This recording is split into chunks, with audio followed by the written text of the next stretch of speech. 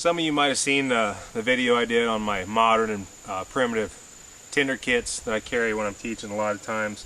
That is carried around in an old first aid insert kit like this.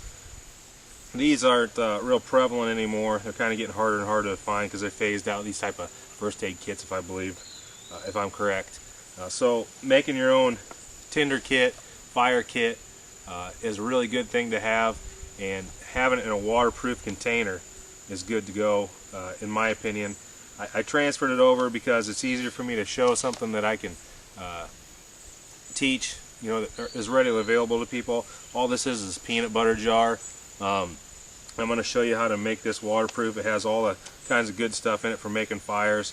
And a peanut butter jar, a plastic one like this, if you don't do it right, it's not waterproof. It will get wet, stuff will get wet inside, so you need to know how to do it properly. The same with these screw type tins. You know, I keep some matches in this. You can keep your char cloth, different things like that, but in my opinion it really helps to waterproof it up, and I'll show you how we're going to waterproof these up. It's real simple, real easy to do. Alright, to make our waterproof kit, first of all we start off with just a regular old small peanut butter jar. You can do this with big peanut butter jars, you can do this with glass jars, you can do it with metal tins.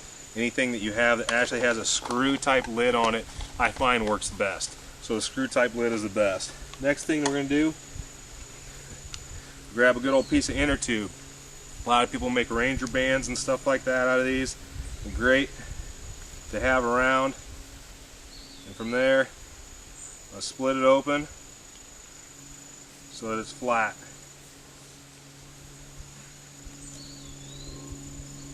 I'm going to take my jar, or my container, place it on there, trace around my jar or container. If you trace around the lid, it's not as good in my opinion. Alright, so I got that ring there. Then I'm going to take my knife and use scissors too. Just depends on whatever you want to do. Now, we used to do this with scissors actually work better. We used to do this with like our oil when we were out in the trail for a couple weeks. If you didn't have a real good seal on your oil, or if the lid got damaged sometimes, you could always take a piece of inner tube and seal it up. Keep it from leaking. But like I said, it works best on the screw type lids. On the other lids, just like the press on ones, not so much.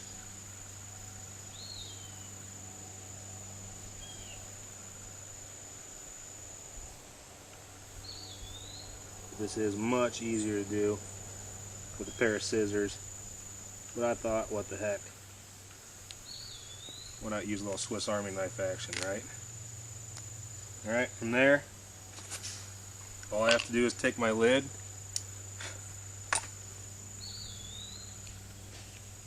place my seal in there, and the seal, the rubber has got to fit in there, right? If it's short anywhere, it's not going to seal up right. Then I just put this on, screw it tight, and that keeps it plenty waterproof. All right, and like I said, you can do this with any other stuff. Super easy, cheap, waterproof containers, and you can use these for all types of stuff. I've used them for flour, Bisquick, rice, different stuff like that I want to take with me in my pack that I want to be able to seal back up. Fire kits, cameras, any type of thing that you want, a real fast waterproof container. This works pretty good. So give it a shot, let me know what you think.